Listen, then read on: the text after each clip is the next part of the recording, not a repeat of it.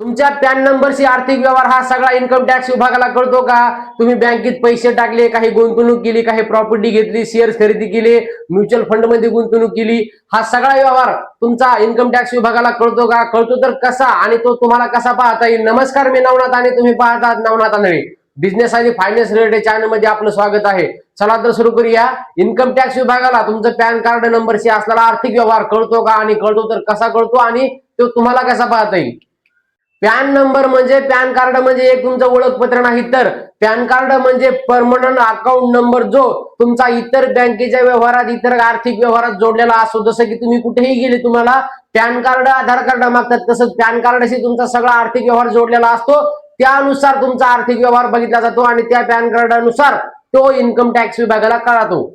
मग पॅन कार्डावर व्यवहार किती झाला आहे, तुमचा आर्थिक व्यवहार पॅन कार्डाला माहित किती आहे, पॅन कार्डावर तुमचा व्यवहार किती झाला आहे, हे कसं कळणार आहे? इन्कम टॅक्स डिपार्टमेंटला तुमचा हा पॅन कार्डाशी व्यवहार हा कसा कळतो आणि तो तुम्हाला कसा पाहता येईल? बघा, AIS विभागातील, इन्कम टॅक्स विभागातील AIS एक डिपार्टमेंट आहे, त्यामध्ये तुम्हाला तुमचा आर्थिक व्यवहार किती झाला आहे हा दिसू शकतो. फॉर्म 26 AS म्हणजे काय? बघा, तुम्ही फॉर्म 26 AS बद्दल ऐकलं असेल. फॉर्म 26 ए काय काम करतो? बघा, तुमचा जो आर्थिक व्यवहार आहे, तुमचा आर्थिक व्यवहार किती झाला आहे पॅन कार्डाशी निगडीत, इन्कम टॅक्स विभागातील पॅन कार्डाशी निगडीत फॉर्म 26 AS हा याच्यामध्ये तुमची नोंद राहू शकते. आणि AIS, बघा, AIS विभागालाही त्याची नोंद तुम्ही पाहू शकता. म्हणजे फॉर्म 26 वर त्याची नोंद राहू शकते, इन्कम टॅक्स विभाग बघू शकतं आणि तुम्हाला बघण्यासाठी AIS विभागातून माहिती मिळू शकते. मग कोणत्या आर्थिक व्यवहाराची माहिती पॅन कार्डाशी निगडीत असते? बघा, तुमचं कॅश व्यवहार असेल, तुमचं म्युच्युअल फंड असेल, तुमचं त्याच्यानंतर क्रेडिट कार्ड असेल, तुम्ही घेतलेलं त्याच्यावर इन्शुरन्स असेल, तुमचं एखादा हप्ते असेल, EMI, हे सगळ्या निगडीत असतात, तुमच्या पॅन कार्डाला माहित असते. म्हणजे या सगळ्या गोष्टी तुम्ही आर्थिक व्यवहार केला आहे, तुम्ही EMI किती चालू आहे, तुमच्यावर लोन किती आहे, तुम्ही एखादं क्रेडिट कार्डवर लोन किती घेतलेलं आहे, तुम्ही एखादी प्रॉपर्टी घेतली आहे ती किती आहे, या सगळ्या माहिती तुम्हाला पॅन कार्डाशी निगडीत असतात आणि या सगळी माहिती पॅन कार्डाला असतं.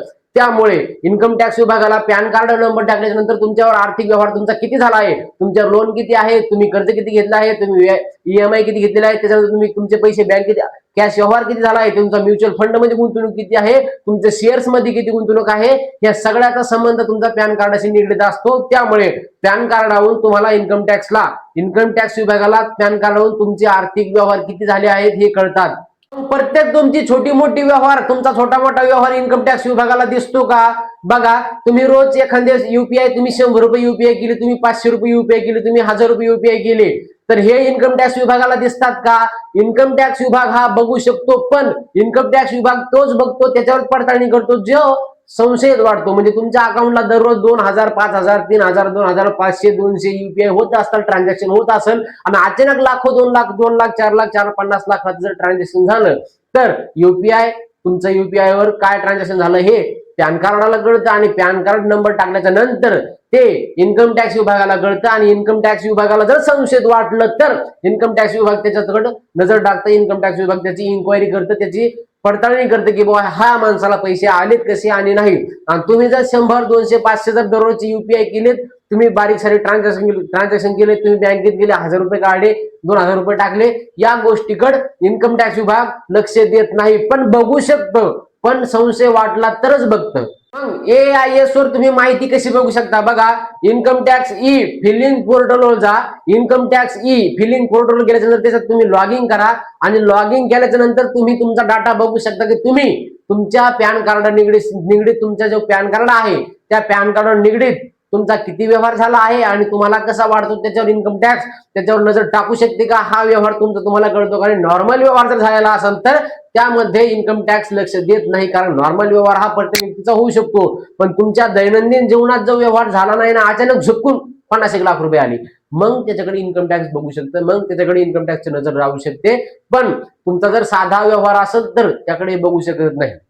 बघा, तुम्ही माहिती बघितली IAS वर जाऊन आणि तुम्हाला अनोळखी व्यवहार दिसला, म्हणजे ते ट्रान्झॅक्शन, तो व्यवहार तुम्ही केलाच नाही आणि तो तुमच्या अकाउंटवर दिसत आहे. बापरे, अवघड आहे. म्हणजे तुमच्या अकाउंटला अगोदर पैसे आले, तुमच्या अकाउंटचे पैसे गेलेत, हा व्यवहार तुम्हाला माहितच नाही. तुमच्या अकाउंटला पैसे आलेत, तुमच्या पॅन कार्डाशी निगडीत ते पैसे आहेत ते तुम्हाला माहितच नाही, किंवा गेलेत ते पण तुम्हाला माहितच नाही, तर तुम्ही त्याच ठिकाणी जाऊन तुमचा एक कंप्लेंट बॉक्स असतो, एक कंप्लेंटचा रकाना असतो, एक कंप्लेंटचा डिपार्टमेंट असते, त्यामध्ये जाऊन तुम्ही कंप्लेंट करू शकता की हा व्यवहार तुम्ही नीट जाऊन चेक करू शकता की त्याच्यात तुम्ही पडताळणी करू शकता की हा व्यवहार मी केला नाही, पण माझ्या पॅन कार्डशी निगडीत कसा काय दिसत आहे त्याचा तुम्ही उघाडा करा, त्याचा तुम्ही उल्लेख कुठे केला आहे ते दाखवा आणि यात सविस्तर मला माहिती द्या की हा व्यवहार माझा नाही, माझ्या अकाउंटवर चुकून आला आहे का याची तुम्ही पडताळणी करू शकता.